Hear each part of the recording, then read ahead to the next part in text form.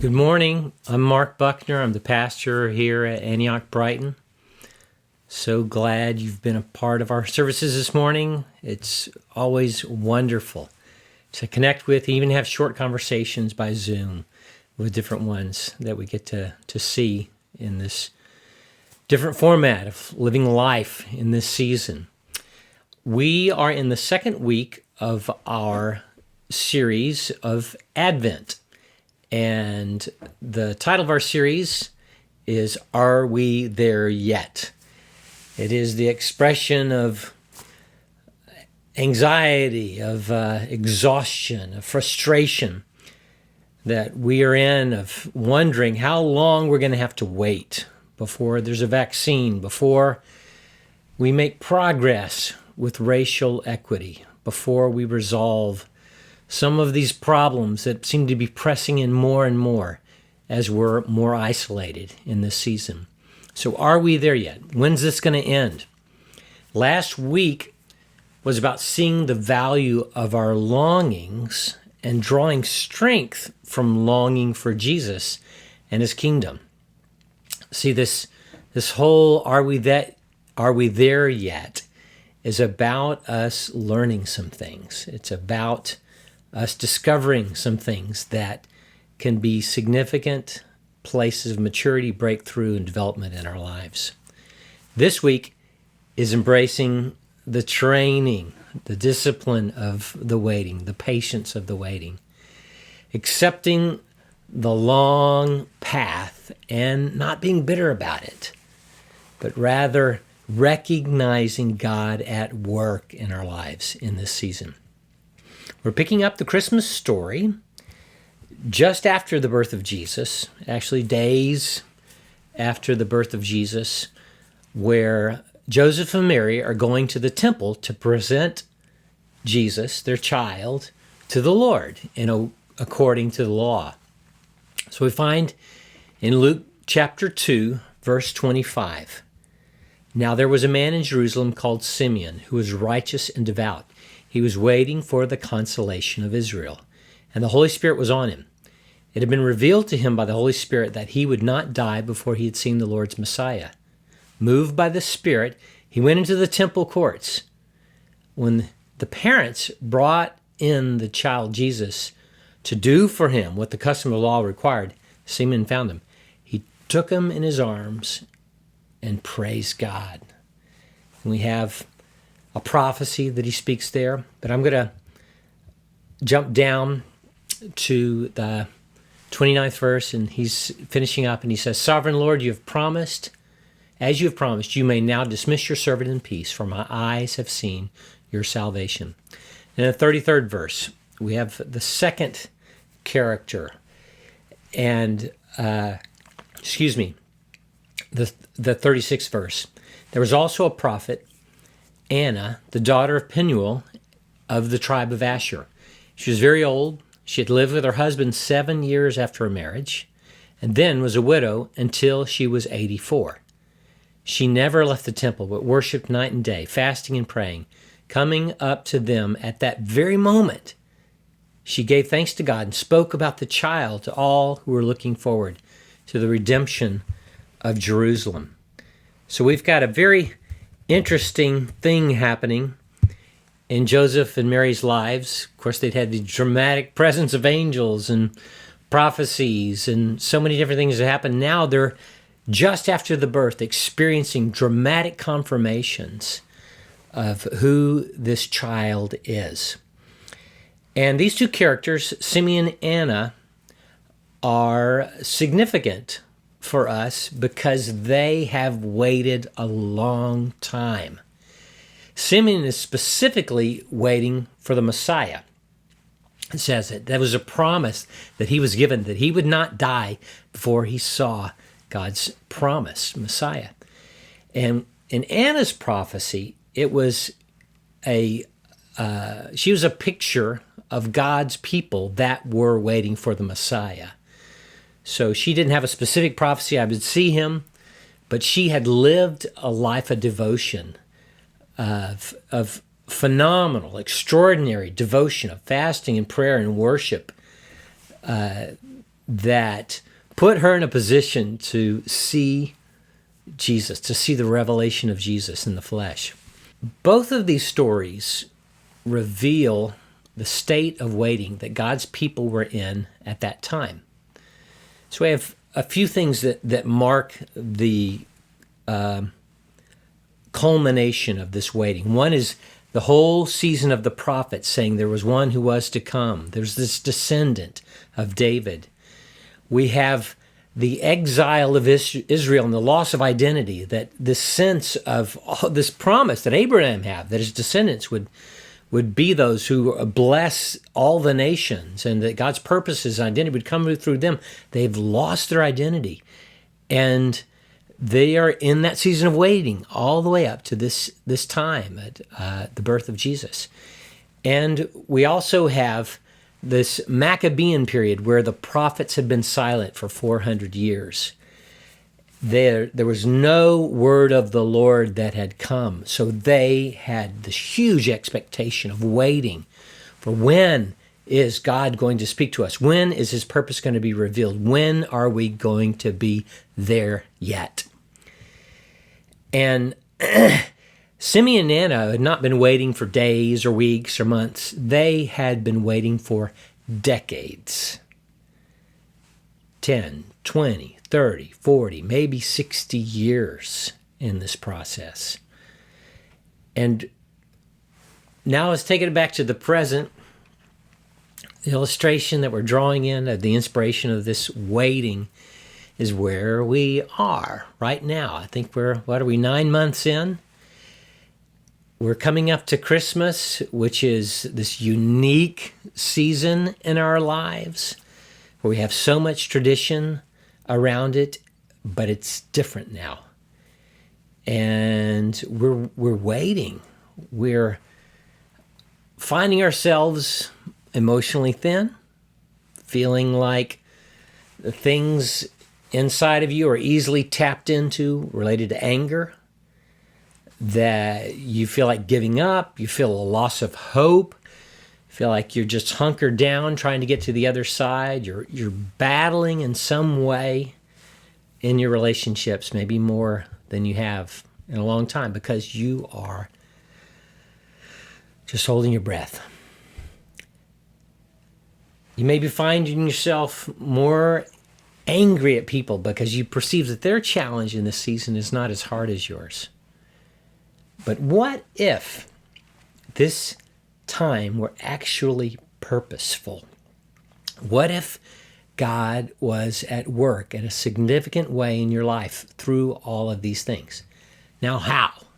What do we mean by purposeful? I'm going to take you to a book of a man. His title and the thesis of this book, I think, is really significant related to this. His name's Eugene Peterson. He actually just passed away in the last couple of years. And he was the translator or the transliteration of the version of the Bible called The Message. And many years ago, he wrote a book called A Long Obedience in the Same Direction. I think when he wrote this book, he had been pastoring this one church that was a healthy church, but it never grew beyond 300. It was something that was just a consistent place of ministry in his life as the seasons came and went. And he had experienced a long, consistent, step-by-step obedience in serving this community in his life. And his basic thesis is that we are all in between. We are in between birth and death. We are in between when we wake and when we sleep. We're in between adolescence and adulthood. We're in between where we are and what we're hoping for. And the in-between has purpose. So, you don't have to read the book. Yes, read the book. It'll be inspiring. But I'm kind of joking and saying, here's the bottom line. To discover the purpose of this in-between is to discover that the meaning of the journey is walking and understanding the presence of God. We often think that when we get there, our problems will be solved. But in general, there doesn't exist. Sometimes we get there and it's not what we thought it was. When we get the graduation certificate and document, when we get the job, when we get married, when we get children, when we get retirement, when we get some substance of success, we look around and say, is that all there is? There's a feeling that we think we're going to have when we get there, that our desires and needs are going to met, that there's going to be this plateau of significance and value and contentment. But there actually might not really exist. What exists is the journey and the presence of God in the journey. This is the story of our life. It's between where we are and where we're going. When I was a child, I was waiting for birthday and Christmas. I was waiting till I got this prize and this special thing that I was imagining ripping open and enjoying. When I was in high school, I was waiting to get my driver's license. I was waiting to get a car. I was waiting for when I could go on a date. I was waiting to get that position or award, or waiting to get accepted into college, that college that was going to be, man, I'm really big now. I'm mature. When I was in 20s, I was waiting to be successful. I was waiting for people to see who I really was and respect me. I was waiting to get the promotion. I was waiting to get that position, that next step that was going to cement something solid and significant in me. When I was in my 30s, it was, when am I going to get a house? We'll get stability. We'll get something solid when we get the house. When are we going to have children? And then, when are my kids going to sleep through the night? And when are we going to get past the diaper stage? And when are my kids going to get into elementary school? When am I going to get some sleep? When am I going to feel rested? Or it could be for some of us, when I get married, then I won't be lonely. Then I won't be empty. So I'm taking us throughout the course of life here. When I was in my 40s, it was when I get to this next level in my career, there's going to be enough money and there's going to be enough time. When I get away from that manager or leader, then I'll be happy. When we get our kids into high school, things are going to be easier. It's just going to be more fun. Then in your 50s, when my kids get into college or get out of college, we will have accomplished our role as parents and we'll be there. Or when we get grandchildren, or when I retire, that's when things are really going to be there. Or when we get the house paid off. Our whole life is a process of being between here and there. And we're never really arriving at there. We're only at different places along the road.